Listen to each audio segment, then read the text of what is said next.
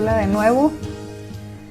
Hoy tendremos la lección número 51 que se titula Beneficios del perdón. Y quisiera nuevamente leer la base bíblica por la que hemos estado hablando ya en varias lecciones acerca del perdón, que es Lucas 11:4, que dice: y perdónanos nuestros pecados, porque también nosotros perdonamos a todos los que nos deben.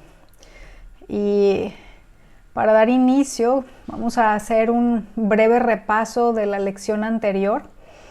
Vimos 3 puntitos principales. El primero es que necesitamos fe y amor para manifestar el carácter perdonador de Dios.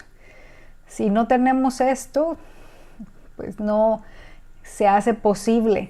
En Levítico capítulo 19, versículo 18 dice: no seas vengativo con tu prójimo, ni le guardes rencor. Ama a tu prójimo como a ti mismo, yo el Señor.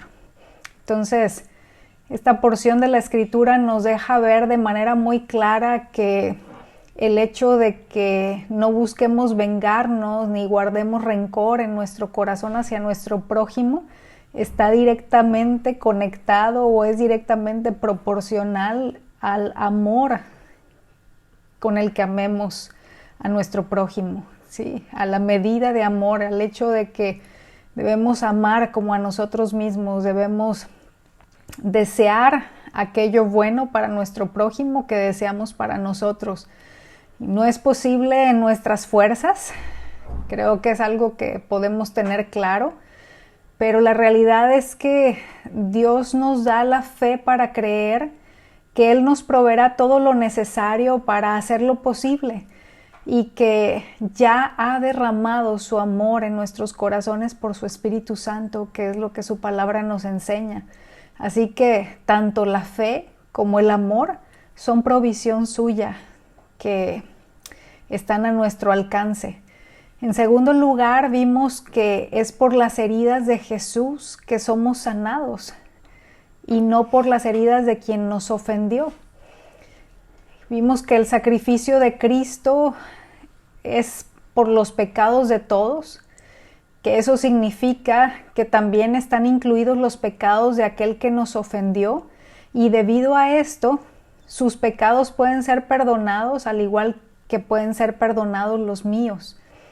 Ahora, aquí en cuanto a este segundo punto que estuvimos viendo en la lección anterior, quiero hacer una corrección, ¿sí? Una fe de erratas, y mencionarle que corregí la redacción de un texto de una de las diapositivas de la lección anterior, en la que di a entender algo que no era mi idea, ¿sí?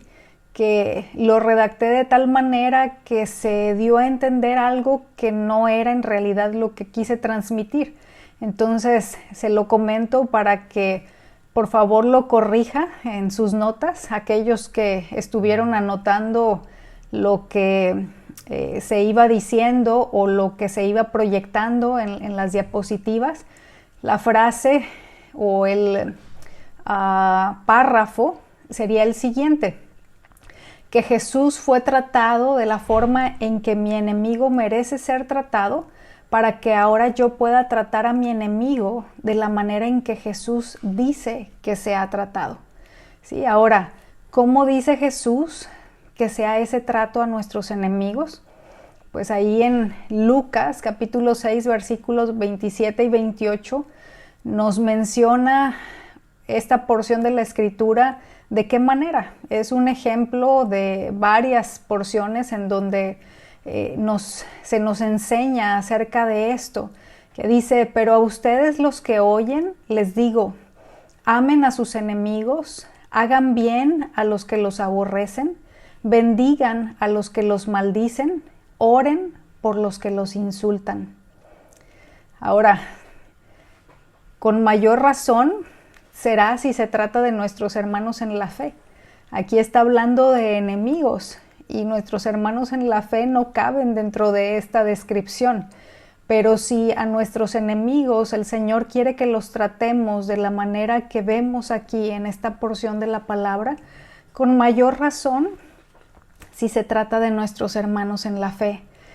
Como tercer punto, vimos que la Biblia enseña solo del perdón de Dios y del perdón del prójimo y al prójimo, y no del perdón a uno mismo, que es algo que, pues de lo que se habla, ¿verdad? Y que incluso hasta se enseña por parte de algunos. El no sentirnos perdonados no nos debe definir. Y aquí quiero subrayar la palabra sentirnos, porque desgraciadamente en muchas ocasiones permitimos que nuestros sentimientos sean los que nos gobiernen, pero no es así como debe ser. Ciertamente Dios nos puso sentimientos, nos dio emociones y tienen su propósito y su razón de ser, pero no es para que seamos gobernados por esto. Entonces, el hecho de que en algún momento sintamos que no hemos sido perdonados no debe llevarnos a pensar, a creer, a abrazar ese tema del perdón a nosotros mismos, sino que lo que debe definirnos es la fe en lo dicho por Él, hermanos, ¿sí? La confianza en la verdad absoluta de Dios, que es la única. Necesitamos ser gobernados por Dios y su palabra y no por lo que nuestros sentimientos dicten. Hoy veremos algunos aspectos en lo tocante al tema del perdón, con el propósito de dar respuesta a posibles preguntas que se puedan aún tener y de ubicar algunos de los beneficios que Dios da a aquellos que confían en Él y le obedecen en este tema del perdón, que es en lo que nos estaremos enfocando el día de hoy. Y vamos a iniciar con lo siguiente. Mire, en nuestros días muchas personas de habla hispana tienen el hábito de usar la palabra discúlpame al dirigirse a alguien en lugar de la palabra perdóname. O quienes viven en un lugar como este en el que se habla inglés, en ocasiones usan el sorry, ¿verdad? O sea, en lugar de discúlpame es el sorry. Es algo que se da también entre creyentes, ¿sí? No solo entre aquellas personas que no conocen a Dios ni su palabra.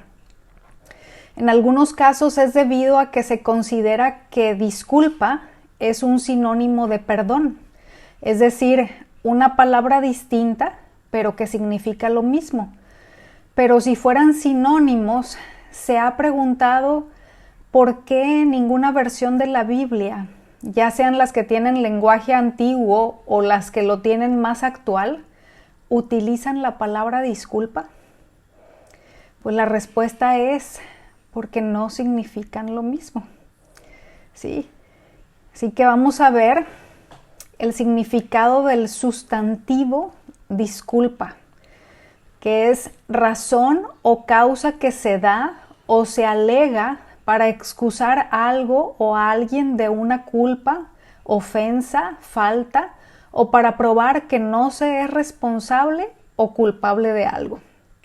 Entonces, si observamos la definición de este sustantivo, nos daremos cuenta de que en ningún momento tiene que ver con el hecho de hacerse responsable, de admitir una falta o una culpa, sino todo lo contrario. Es ver la manera de justificar alguna acción, de probar que no se tiene ninguna responsabilidad en ello.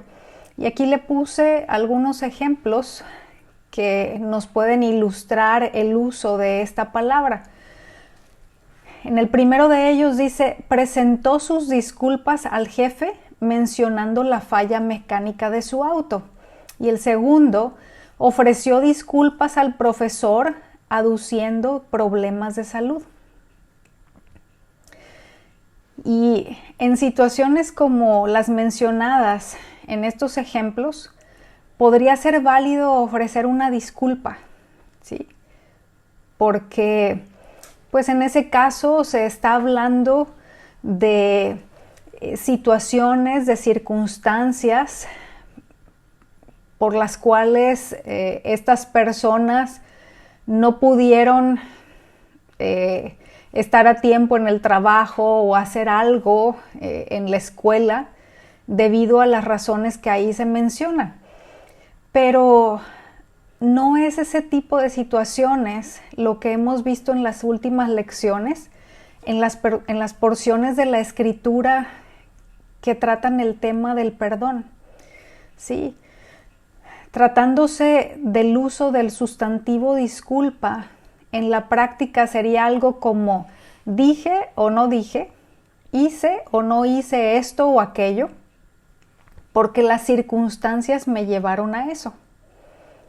Es decir, ofrecer disculpas es no reconocer nuestras faltas y poner sobre algo o alguien más la responsabilidad de nuestras acciones o de la falta de ellas. ¿Por qué razón? ¿Sí? ¿Por qué razón es que se suele dar este tipo de conducta? Bueno, pues puede haber varias razones. Meditando en ello, considero que la razón, la base o la raíz puede ser orgullo, ¿sí? Que igual de ese orgullo sea que se desprendan algunas otras razones, como por ejemplo el hecho de no querer sentirse culpable, ¿sí? Pero otra vez, si nos vamos a lo que está de fondo, pues es orgullo. Muchos usan esta palabra porque les parece menos comprometedor decir discúlpame que decir por favor perdóname. Y efectivamente lo es, ¿sí? Es menos comprometedor porque ofrecer disculpas no requiere humillarse, ya que es más bien hablar de las razones que me justifican para haber dicho o hecho lo que dije o hice. Por esta razón, no existe en el vocabulario bíblico, hermanos. Así que, si usted la usaba por desconocimiento, es importante que ahora que lo tenemos claro, se den los pasos necesarios para modificarlo, ¿sí? Para dejar de hacer uso de ella como si fuera un sinónimo de la palabra perdón. Y bueno, dentro de esto mismo, podemos decir que se puede caer en el riesgo de usar la palabra perdón en lugar de disculpa, ¿sí? Vamos a suponer que ya nos quedó claro que disculpa y perdón no son palabras sinónimas, que tienen un significado muy diferente, que no es una palabra que forma parte del vocabulario bíblico, que necesitamos hacer ajustes en caso de que sea necesario, y que empezamos a utilizar la palabra perdón en lugar de seguir usando la palabra disculpa. Pero podemos caer en el riesgo de que aunque usemos la palabra adecuada, lo hagamos con un corazón no arrepentido, hermanos. Con un orgullo ahí en el fondo que nos llevará igualmente a buscar justificarnos en lugar de reconocer nuestra falta. Y podemos ya no estar usando la palabra disculpa, sin embargo, tener la misma actitud, ¿sí? O hacerlo sobre la misma base de una falta de reconocimiento y de la humildad necesaria para llevarlo a cabo de corazón. Por eso es importante que tengamos claro lo que implica el perdón. Pedir perdón implica un reconocimiento de nuestra culpa y dolernos por el daño hecho a nuestro prójimo. tiene que ver con ponernos en su lugar y hacernos responsables, en lugar de buscar la manera de ponernos en la posición de víctima y pasar la responsabilidad a algo o a alguien más, ¿sí?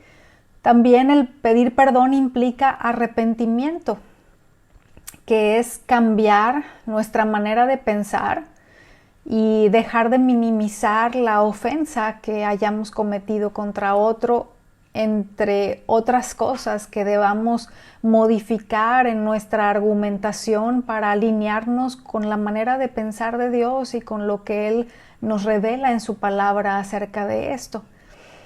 También el perdón implica disposición al cambio, es decir, es estar dispuestos a cambiar para no volver a actuar de la misma manera, aunque nos cueste y nos duela. Y también pedir perdón implica dar pasos para restaurar, ¿sí?, y restituir al agraviado en la medida de lo posible. Ahora, ¿qué es restaurar? Restaurar es volver a construir o edificar lo que hemos derribado, ¿sí? Volver a construir o volver a edificar lo que hemos derribado.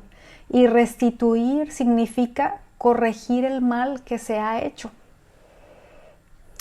Esto es importante, hermanos, porque la Biblia nos habla no solo de pedir perdón a Dios y a quien ofendimos, sino también de restaurar y de restituir. Entonces, vamos a ver un poquito más acerca de lo que la palabra de Dios nos enseña acerca de esto, porque cuando de pedir perdón se trata, no podemos reducirlo a ir con aquel a quien hemos agraviado, con quien hemos ofendido y decirle con palabras que nos perdone, pedirle que por favor nos perdone, sino que también necesitamos restaurar y restituir en la medida de la posibilidad. Entonces, vamos a ver acerca de esto, qué es lo que la palabra nos enseña. La restauración y restitución al prójimo. Cuando de pedir perdón se trata, restaurar y restituir van ligados, hermanos, ¿sí? Son un conjunto, algo que no se puede separar lo uno de lo otro, porque si derribamos algo con nuestra ofensa, el solo hecho de decir perdóname no es suficiente. Hay que corregir el mal que hayamos hecho, volviendo a levantar lo que derribamos en la medida de lo posible. La ley del Antiguo Testamento trataba de diversas formas las ofensas que requerían reparación. Los pasajes de Números, capítulo 5, versículos del 5 al 8, y Éxodo 22, en los versículos del 1 al 15, enseñan acerca de la restitución que se debería hacer al prójimo dependiendo del pecado que se cometiera contra él.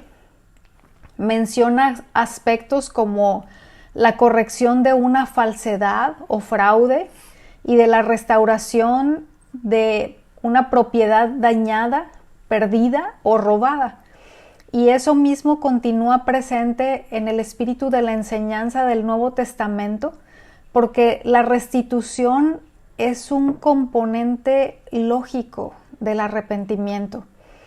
En Romanos, capítulo 13, versículos 7 y 8 nos dice: paguen a todos lo que deban.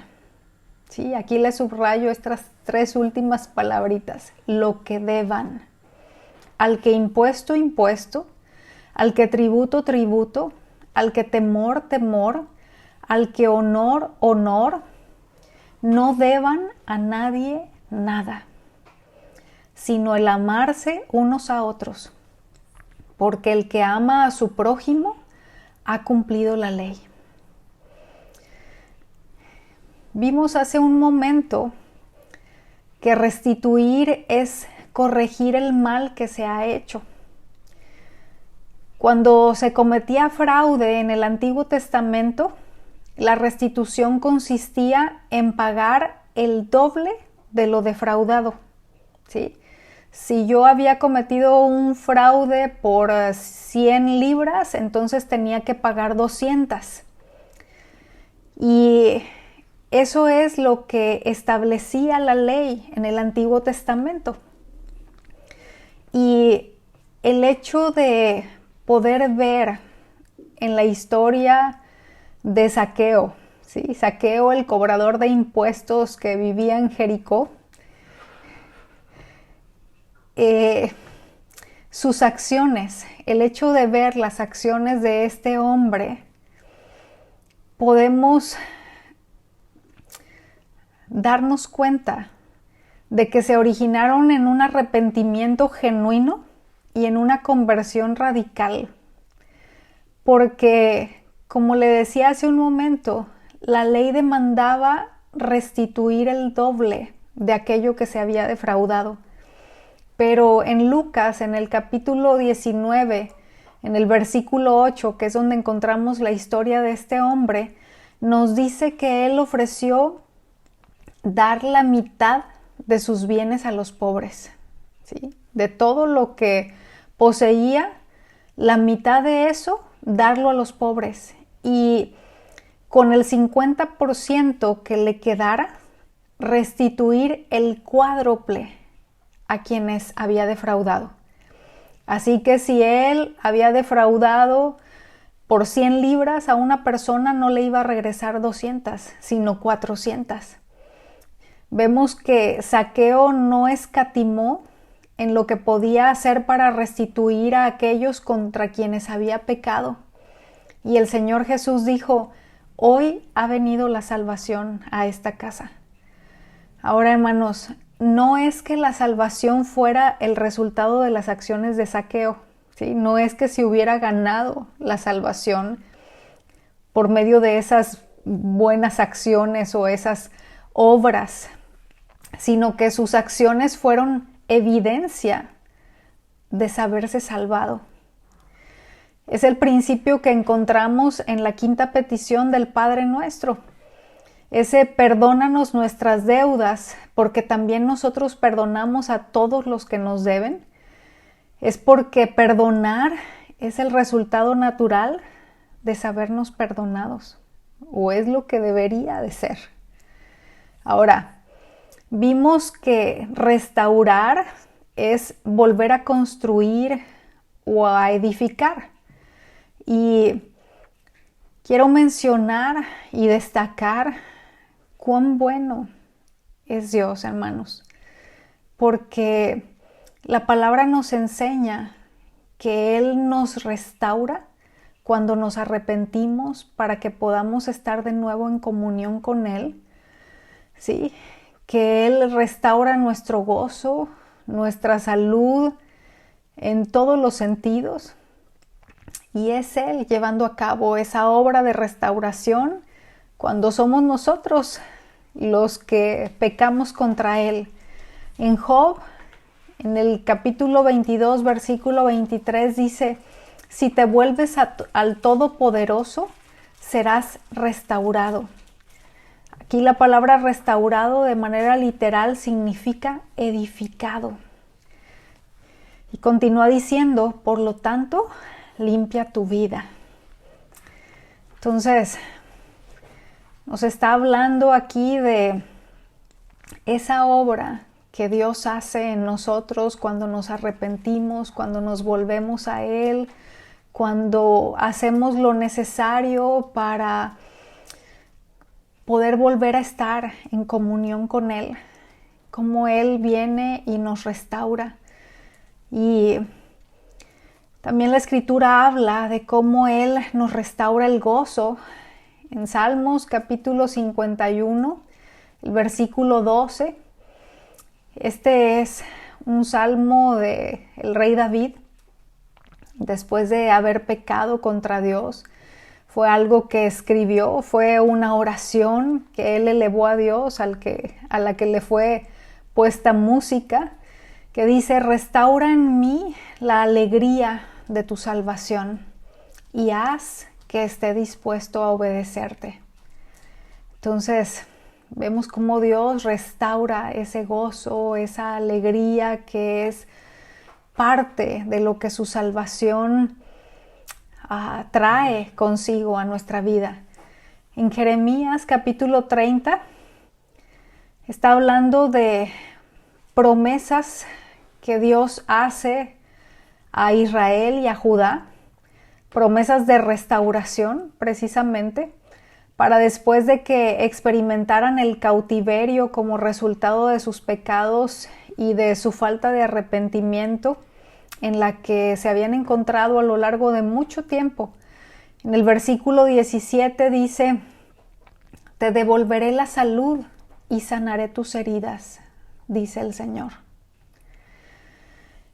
Y bueno, son muchos, hermanos, los beneficios del perdón, tanto cuando lo damos como cuando pedimos que nos sea otorgado.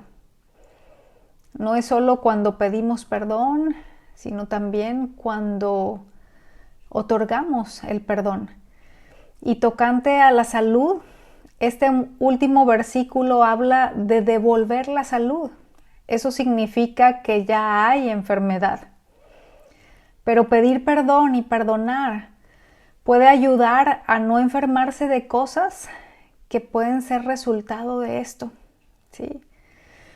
Vamos a ver algunos aspectos de la salud que nos dejan clara la trascendencia de la obediencia a Dios en cuanto al perdón en este aspecto.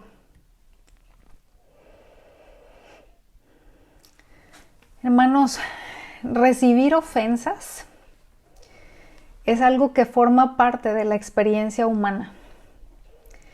Y dependiendo de la perspectiva que tengamos acerca de estas, es la manera en que responderemos. Porque si vemos esas experiencias desde la perspectiva de lo que Dios puede enseñarnos usando eso y de la oportunidad que tenemos en ello de glorificarlo, nuestra respuesta va a ser muy distinta de si pensamos algo como: ¿por qué me hizo o me dijo esto o aquello?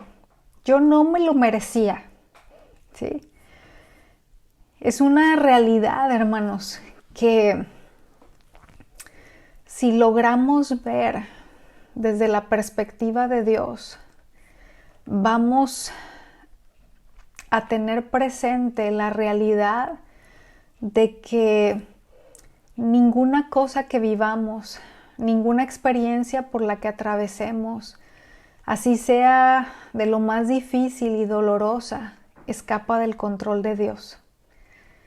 Y que la palabra nos enseña que todo obra para bien para aquellos que amamos al Señor.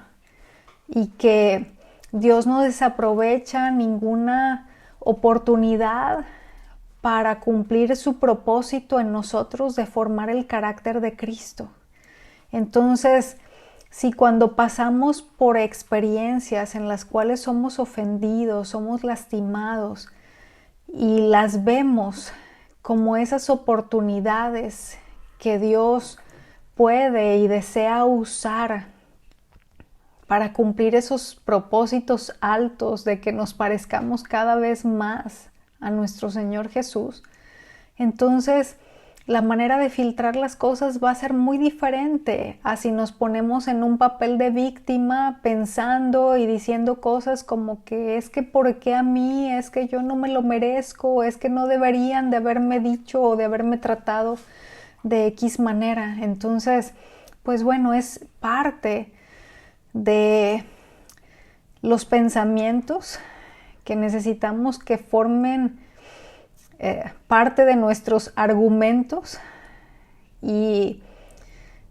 que sea también parte de lo que abracemos desde nuestro corazón para poder colaborar en aquello que Dios desea hacer en nuestras vidas y a través nuestro.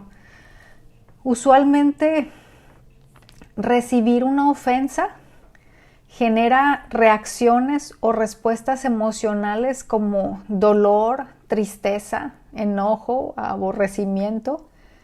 por mencionar algunas. También genera respuestas mentales o reacciones como repaso de lo sucedido, buscar culpables y pensamientos de venganza, entre otros. También genera reacciones o respuestas de comportamiento como queja, murmuración, evitar al ofensor, etc.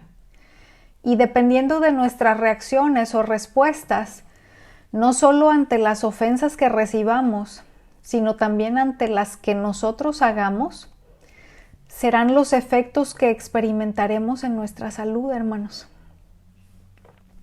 Aquí encontramos otra vez la ley de la siembra y la cosecha, ¿sí? Porque cada una de estas reacciones o respuestas en el plano de lo emocional, de lo mental o en el comportamiento, tienen un impacto en lo que experimenta nuestro organismo. Vamos a leer Salmos capítulo 32, versículo 3. También es otra oración de David que tiene que ver con experiencias suyas de pecado. Dice: mientras me negué a confesar mi pecado, mi cuerpo se consumió y gemía todo el día. En el caso de David se trataba de su pecado, ¿sí?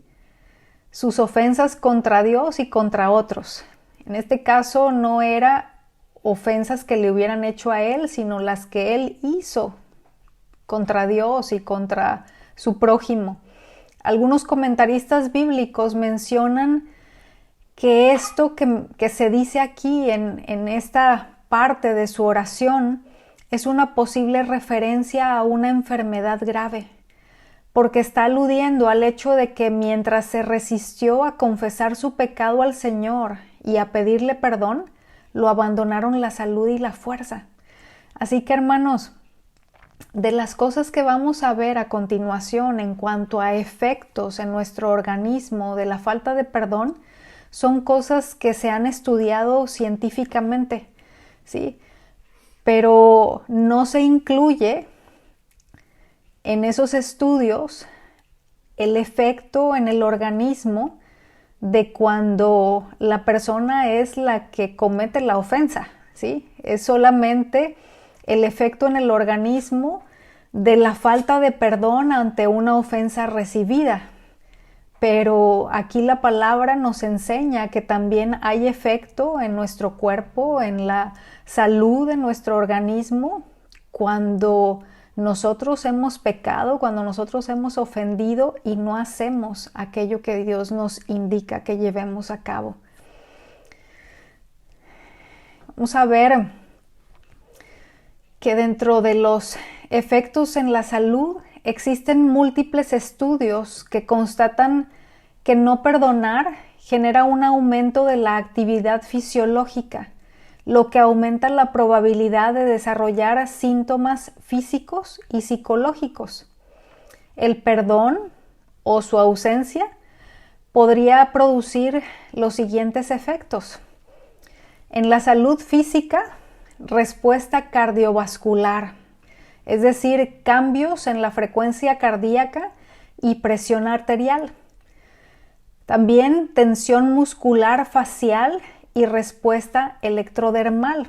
Esto significa cambio en el calor y la electricidad que transmiten los nervios y el sudor a través de la piel. Otro efecto más es el estrés, que ocasiona efectos en el cortisol o colesterol total y en la medida en que el organismo responde a los estímulos externos. También tiene efectos en el sistema inmune, puede aumentar la probabilidad de dolor crónico, abuso de sustancias, daño cerebral traumático o cáncer, entre otros. Ahora, en la salud mental, produce efectos como ansiedad, depresión, inestabilidad emocional y estrés por percibirse en riesgo. Esto último es resultado de estudios científicos que no publican algo nuevo, hermanos, porque la revelación acerca de los múltiples beneficios de la obediencia a Dios, así como de las múltiples consecuencias de desobedecerle, nos fueron dados por escrito en su palabra hace muchísimo tiempo. Y entender que el perdón tiene beneficios maravillosos, empezando por la restauración de nuestra comunión con Dios y con los hermanos en la fe, el poder estar en unidad con el cuerpo de Cristo y sin estorbo para que nuestras oraciones sean respondidas, la paz, el gozo, la salud física, emocional y espiritual, etc., nos puede llevar a presionar a otros para que caminen en ello, ¿sí? Y es algo en lo que necesitamos ser cuidadosos, hermanos, porque el tener claro todos los beneficios de ser obedientes en cuanto a lo que al perdón concierne o las consecuencias de no serlo, pueden llevarnos a presionar a otras personas que se encuentran en una lucha en este sentido para que den pasos en esa dirección. Y es algo en lo que necesitamos ser sabios, porque cada quien pasa su propio proceso y camina a su propio ritmo. Puede ser fácil caer en la tentación de ver como algo sencillo, ¿sí? Como algo fácil de perdonar lo que le está pasando al otro, porque no estamos en sus zapatos. Entonces, no podemos presionar, pero sí podemos instruir y alentar al respecto. Y sobre todo, modelar con nuestro ejemplo, pero sin imponer una carga que lejos de ayudar, sea lo contrario, hermanos. Así que es importante que abracemos esto y lo tengamos presente para resistir la tentación de llevarlo a cabo si en algún momento nos encontramos en una situación de este tipo. Ahora, una pregunta que quizás muchos nos hemos hecho y que llegó a surgir en alguna medida dentro de una de las sobremesas es la siguiente: ¿cómo puedo saber si he perdonado? Pues bueno, haber perdonado, hermanos, no significa que ya no duele la ofensa recibida. Ahora, esto si se trata de algo reciente, ¿sí? No me estoy refiriendo a que ya pasaron años y años y años y sigue doliendo como si hubiera ocurrido ayer. Tampoco significa necesariamente que tendría que retomar la relación con el ofensor como si nada hubiera pasado. Cuando la ofensa ha consistido en algo como abuso físico o emocional, por poner un ejemplo, y que ni siquiera hay evidencia de arrepentimiento en la otra persona, ¿sí? Ahora, hemos dicho que cada caso es un caso, pero esto se lo pongo a manera de ejemplo porque en ocasiones situaciones que se dan nos llevan a un correr por nuestra vida, ¿sí? Hay algunos casos en los que la ofensa ha quedado perdonada, pero que no es sabio, que no es prudente estar cerca de la persona, aunque ya se le haya perdonado, como es en situaciones como las anteriormente mencionadas, ¿sí? Si ha habido abuso físico o emocional, en algunos casos no es posible el retomar la relación como si nada hubiera pasado, debido a que hay un riesgo implícito aún de la propia vida de la persona. Ahora, en la parte física, ¿sí? Si estamos hablando de cómo saber si he perdonado, En la parte física nos puede ayudar a identificar si lo hemos hecho, si hemos perdonado de corazón. El hecho de que no estemos experimentando síntomas como los anteriormente mencionados cuando recordamos lo sucedido, como aumento en el ritmo cardíaco y la presión arterial, tensión muscular, sudoración, etc. Pues bueno, este tipo de síntomas físicos que se pueden experimentar son cosas que manifiestan que todavía, o que pueden en algunos casos manifestar que todavía hay cosas ahí en proceso, ¿sí? Ahora, en la parte interior, el hecho de ya no ser yo el centro de la experiencia ocurrida, sino Dios, es un buen indicador, hermanos, ¿sí? Porque cuando todavía estamos en ese proceso de lucha, ¿sí? Por soltar, por perdonar,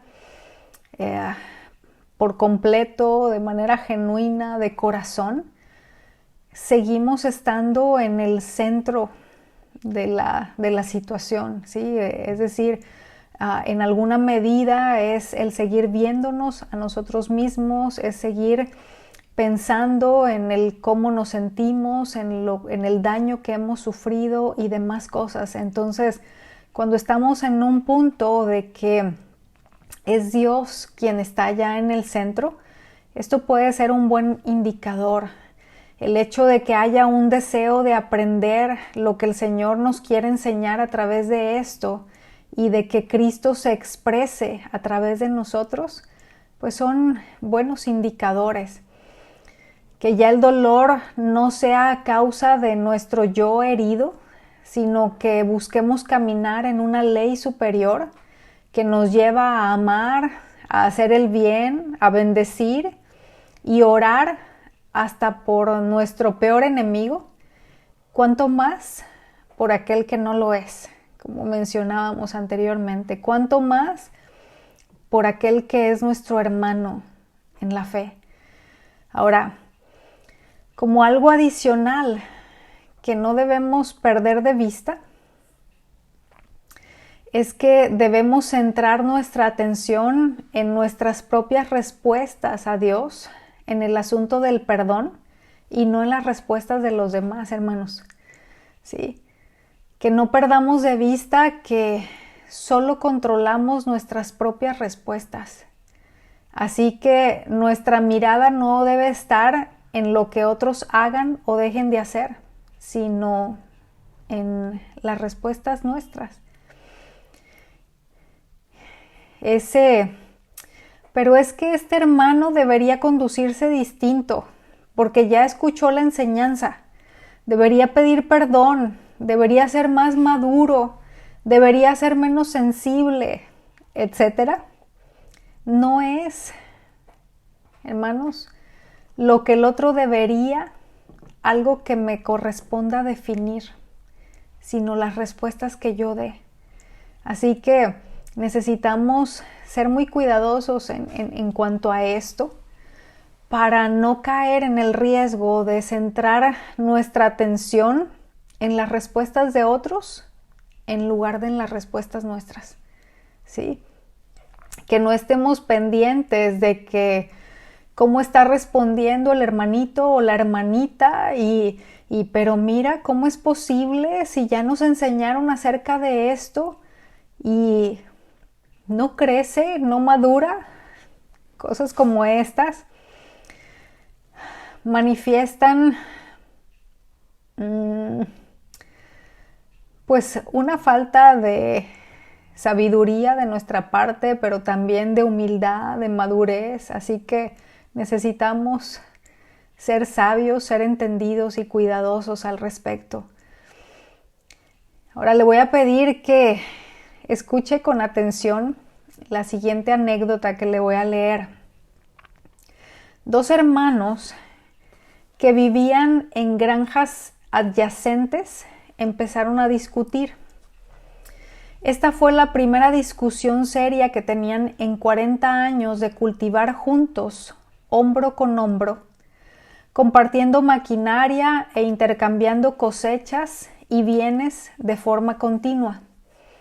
Esta larga y beneficiosa colaboración terminó repentinamente.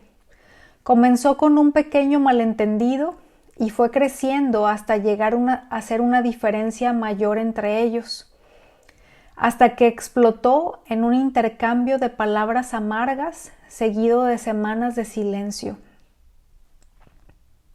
Una mañana alguien llamó a la puerta del hermano mayor. Al abrir la puerta, encontró a un hombre con herramientas de carpintero. «Estoy buscando trabajo por unos días», dijo el extraño. «Quizás usted requiera algunas pequeñas reparaciones aquí en su granja y yo pueda ser de ayuda en eso». «Sí», dijo el mayor de los hermanos.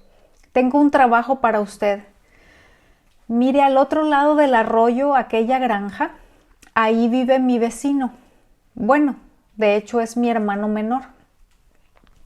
La semana pasada había una hermosa pradera entre nosotros y él cogió su tractor y desvió el cauce del río para que quedara entre nosotros.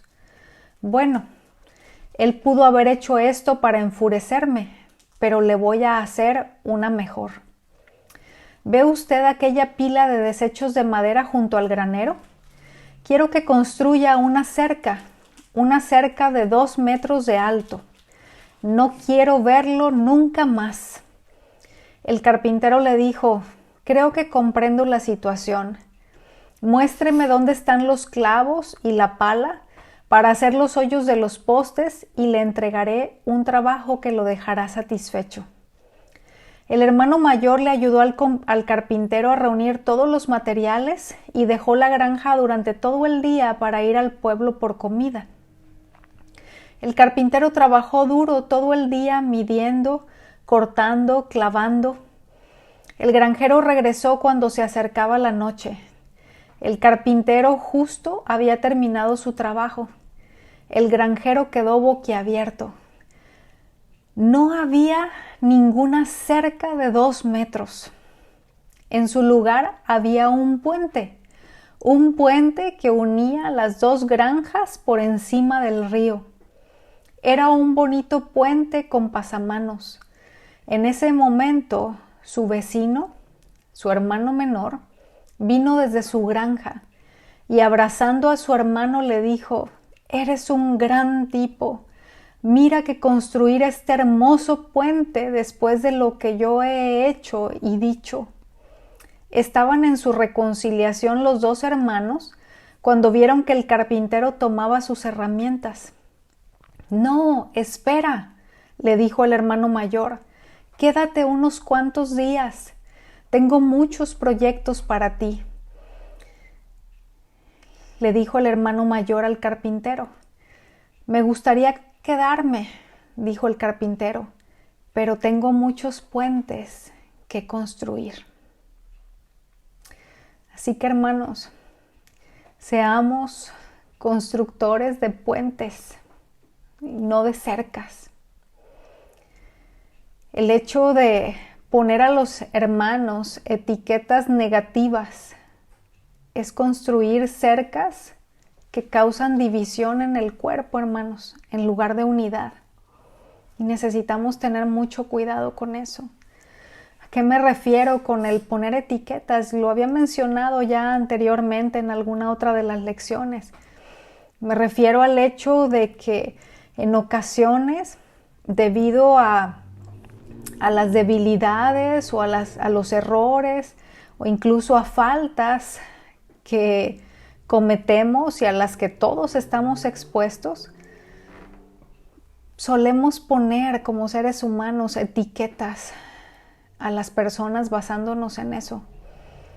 Y es como que ponemos ese letrero con tinta indeleble y con base en ello determinamos nuestra manera de relacionarnos o de no relacionarnos con esas personas. Y muchas veces no queda solamente en el concepto que nosotros nos hayamos formado de forma personal, sino que también lo comunicamos a otros y manchamos en ocasión la reputación de nuestros hermanos hablando de esas faltas que, como vimos en la lección anterior, deberían de quedar entre nosotros, deberían de quedar solo entre ese hermano y nosotros. Y eso lo que hace en el cuerpo de Cristo es construir cercas, levantar muros, establecer barreras, sembrar discordia, causar división. Y eso, hermanos, es algo muy serio, es algo muy grave. Tenemos un Dios que es un ser en tres personas distintas en perfecta unidad, que desea que lo reflejemos en todas las virtudes que Él tiene, en aspectos de su persona, y que nos ha llevado a formar parte de su cuerpo, constituido por muchos miembros que Él desea que funcionemos en perfecta unidad. Entonces, el perdón, ¿sí? El pedir perdón y el perdonar forma parte de esas instrucciones, de esas herramientas, de esas acciones que necesitamos llevar a cabo para guardar la unidad del Espíritu, ¿sí? La Escritura nos enseña que debemos ser solícitos en cuanto a esto. Necesitamos ser muy cuidadosos y tener siempre presente la importancia que esto tiene delante de Dios y lo grave y lo serio que es atentar en contra de esto. Así que tengamos cuidado con ello y pidamos al Señor que nos ayude para ser esos constructores de puentes. Y en conclusión, el día de hoy vimos que no es lo mismo ofrecer disculpas que pedir perdón. Vimos que pedir perdón incluye restaurar y restituir a quien hemos ofendido. Que obedecer a Dios en lo concerniente a perdonar y a pedir perdón trae múltiples beneficios, como restaurar la comunión con Dios, guardar la unidad que el Espíritu llevó a cabo en la Iglesia de Cristo, y que Dios nos restaure el gozo, la salud en todo nuestro ser, en aquello que fue resultado de desobedecerle en este aspecto, y otros beneficios más. Algunos aspectos que me ayudan a identificar si he perdonado de corazón sería mi respuesta física al recordar lo sucedido, y que no sea mi yo el centro, sino Dios y el aprendizaje y crecimiento recibido en ello. Y bueno, algunas preguntas para reflexionar y para ayudarnos a tomar decisiones. Tenemos claro, hermanos, en la teoría que la obediencia trae bendición. Pues yo espero que para este punto sea algo que sí podamos tener claro ya. Pero, ¿qué tanto hemos aplicado obediencia en cuanto al perdón y experimentado en nuestra vida los beneficios que trae consigo? Si volteamos hacia atrás y hacemos esa revisión, buscando la respuesta a esta pregunta, ¿cuál sería la respuesta que podríamos dar? ¿Qué tanto hemos aplicado? ¿Qué tanto hemos accionado en obediencia en cuanto al perdón a lo largo de nuestro caminar con el Señor? ¿Qué tanto hemos experimentado en nuestra vida los beneficios que trae consigo? O quizás hemos experimentado las consecuencias de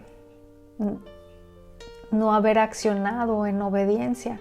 O quizás hemos visto en personas que tenemos cerca los efectos de esto. Y bueno, amar a los enemigos, hacer bien a los que nos aborrecen, bendecir a los que nos maldicen y orar por los que nos insultan, son acciones constructoras de puentes que podemos y necesitamos implementar. La necesidad de pedir perdón y de perdonar es algo que va a estar presente toda la vida, hermanos. ¿Sí? No es algo que hacemos de una vez y para siempre, es algo con lo que tendremos que lidiar a lo largo de nuestra vida, sean pocos o muchos los días que nos queden, es algo que estará ahí presente. El punto es, o la pregunta, ¿estoy preparado o preparada para responder en obediencia a Dios, en la confianza de que el Señor estará a mi favor y me ayudará si mi corazón está rendido a Él? Son determinaciones que necesitamos tomar antes de que se presente la circunstancia. Y muchas veces cuando Dios nos enseña acerca de esto, después de la enseñanza viene el examen, hermanos, viene la prueba. Entonces, qué importante que tomemos decisiones, que demos pasos y que estemos preparados para el momento en el que ese examen tenga que ser presentado. Oremos. Señor, gracias por seguir instruyéndonos por medio de tu palabra con relación al perdón. Pedimos que nos ayudes a ser humildes en esto, a dar pasos en la restauración y restitución de aquellos a quienes hemos ofendido, a identificar si hemos perdonado de corazón a quienes nos han ofendido, a aprender todo lo que nos has querido enseñar a través de esas experiencias que has permitido, a glorificarte con nuestra obediencia a tu palabra y disfrutar de todos los beneficios que la obediencia trae consigo. En Cristo Jesús. Amén.